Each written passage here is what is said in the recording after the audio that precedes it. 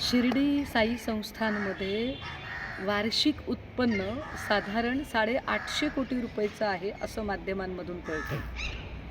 काल परवापर्यंत ₹10 कुपनवर मिळणारं जेवण हे देणगी वाढल्यामुळे मोफत झालं.